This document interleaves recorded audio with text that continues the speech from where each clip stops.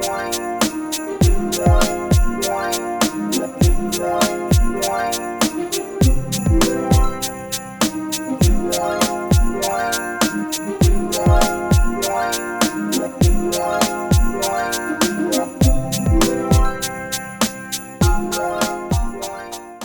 up, guys? It is Saturday. We are actually going to be celebrating Carter's first birthday today, and by celebrating I literally mean getting her a piece of cake. That's it. You guys have seen all of the videos that I was able to get a hold of, some that were saved on my editing software that I didn't even know was there. We're all caught up. At this point, we're moving forward, and as many questions that I can answer about things that happened throughout this last year, I will definitely do for you guys. But yeah, this is where we are now. Let's go say hi to Bae. Weatherproofing the windows. Come on, Bella. No. Carter. Let's go. Come on.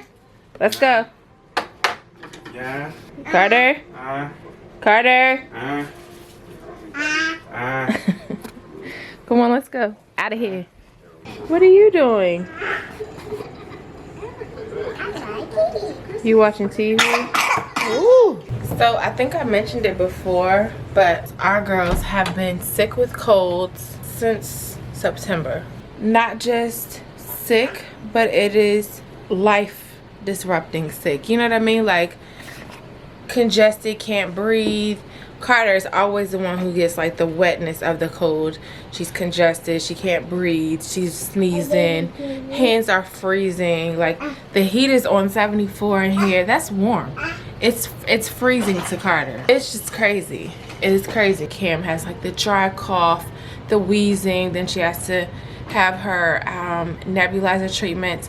So here I actually have a clip of the first time she ever had to have a neb treatment at the doctor's office a couple of months ago, where she had to have a treatment. Actually didn't have enough footage to make that a vlog, but here's the footage so you can see how that went the very first time. Thumbs up? Good job. Yeah. You're doing good. Just stay right there.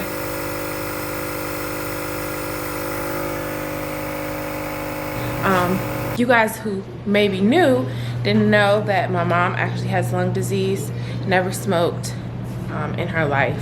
I took care of her for a few years before we moved out here to Texas, and so seeing my daughter on the same machine that my mom has to use was kind of hard for me, but it was weird because I called my mom and let her FaceTime her while she was having this treatment, and it made things feel better for me. My mom normalized it, if that makes sense. Cam is literally the strongest kid ever. Like, she is my superhero. I look up to my daughter. She is the most amazing kid, and her health issues and just different things that she's overcome just go to show how strong children are, but specifically our daughter is. I couldn't be more proud of her. So yeah, that happened this year. Like I said, and I will continue to say, has been a doozy, as Andrew Caldwell will say. But we made it. I'm grateful to God that we did, because there were days when I didn't think that we would. My hair didn't make it. My nails didn't quite make it. The fab in me did not make it through this year, but she'll be back next year, so give us time. Get a shoe contract. No autographs. No private jets. Cam literally wears his princess dress every day. Right, princess? And she doesn't. You'll soon see. Carter is quite the opposite of Cam. She is a busy little bee, always into something. Very inquisitive, very busy. She's been walking since she was 9 months old. Here's a clip of her first time walking. You want to have a tea party? Scoot over, mama. Me too. Scoot over, mama. Me too. I will have a tea party. I will have a tea party. You have a tea party with TT? Good job, Carter. I will have. I don't feel like I shared with you guys when Cam first started walking. I probably should do that. I don't think I shared that clip with you. If I did, then sorry, here it is again, but I can't remember showing it. So here's the clip of when Cam first started walking at 14 months. So Keep moving. oh, she saw her binky.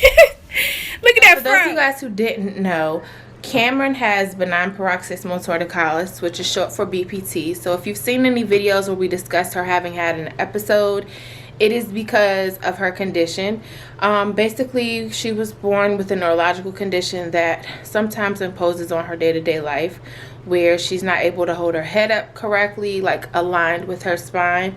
And she'll lean from one side to the other, which actually I have to give you guys a full update video, but she doesn't lean as much anymore. She does have days where she'll have spontaneous migraine episodes, and with her migraines comes vomiting, fainting, sweating, nausea, vertigo, like the whole nine. And she's been suffering from this since she was born.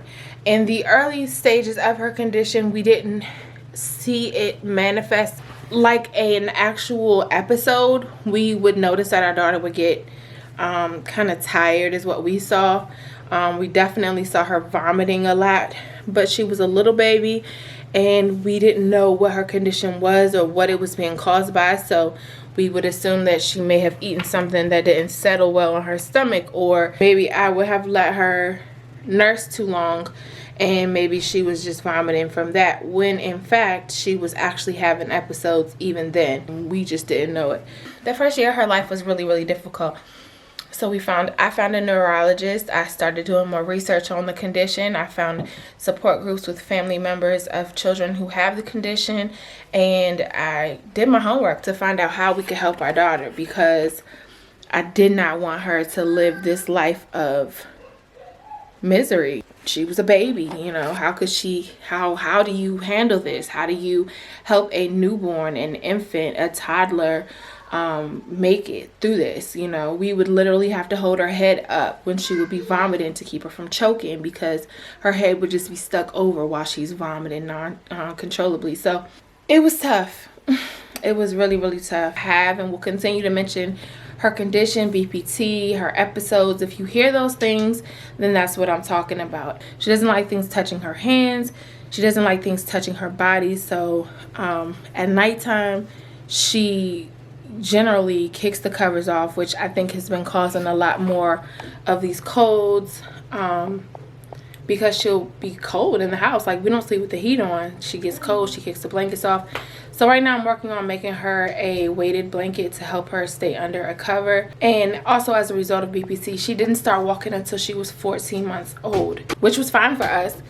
She was easy to carry. She was really light. She was really small for the most part. So we didn't mind carrying her. It was no big deal for us. But having had Carter, when Carter was first born, obviously, after you have had a child with this condition, you're very, very nervous about having another child have the condition as well. So when Carter was first born, I would watch her like a hawk, and I literally still have the log in my phone of things that I thought were concerning, so that if she did have BPT also, I would be able to present journaled, documented information to our neurologist.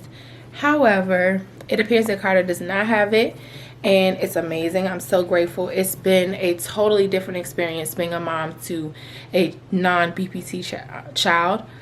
Because like I said, Carter's super busy. She's always into stuff. She's on the go. She's been walking since she started walking at 9 months. She was fluidly walking by 10 months.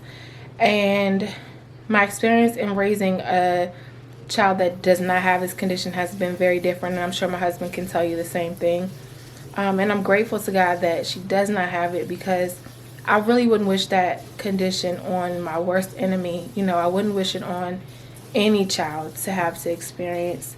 And I'm really grateful that Carter doesn't have it. So as of today, we have no reasons to believe that she does. Now, it can manifest years down the line, but I'm just not willing to put that kind of energy out there and say that it could happen. So as of today, she does not have BPT. That's the reason why I wanted to give you that background information. And I know that we did upload a video here recently saying that Cam had an episode while Tony's mom was in town. That is what happened. And you never really know what it will, like what will cause it when we go out. There have been times where she's gotten sick.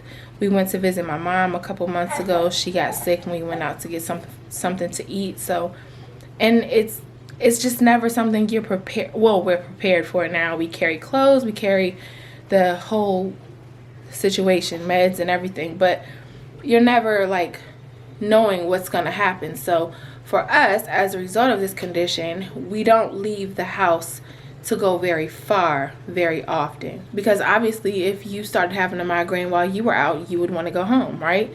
And I think it sometimes annoys me that people try to push me out of the house with my kids. You guys need to get out more. You guys need to, she needs to. And I appreciate the insight, but the input is not necessary or needed. It's annoying.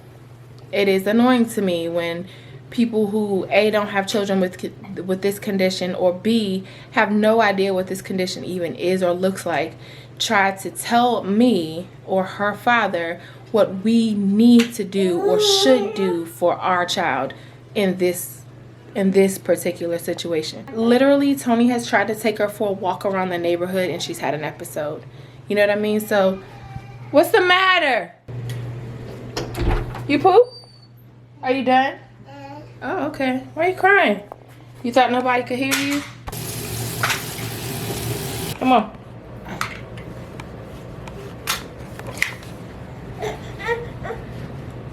Anyway, as I was saying, it gets frustrating when you have random people, family members or not, you're random. If you don't know what her condition looks like and you're trying to tell us what we need to do or what we should be doing for her, it's random. We don't need it. It's not welcomed or appreciated. So yeah, my prayer is that us sharing Camryn's experience helps someone else, encourages another mom or dad or family, and gives them a little bit more insight. I would strongly suggest that you just do some research first.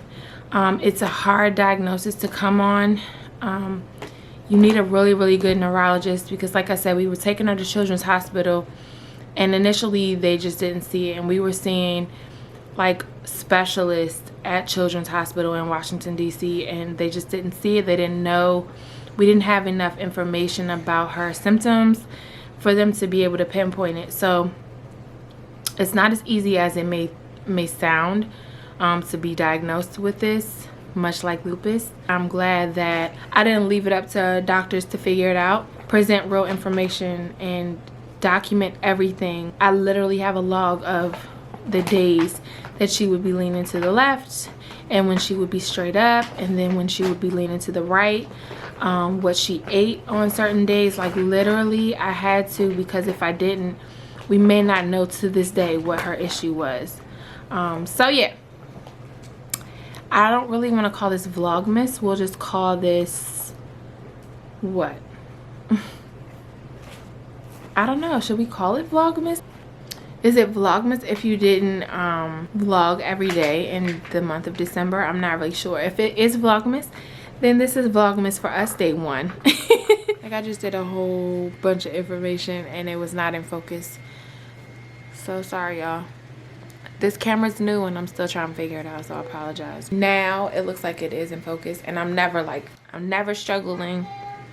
Thank you, baby. With remembering like where to look. I'll be like blank staring, looking in the lens, so you don't have to worry about that. But as I was recording earlier, I kept looking over and I'm like, I just can't see myself, and I know my eyes are bad, but I got my contacts in and it's looking fuzzy over there. So now it looks much better. So hopefully this makes a difference and you guys can see that we did make the correction. I apologize if the last clip was a little annoying, but yeah, hopefully it's much better now.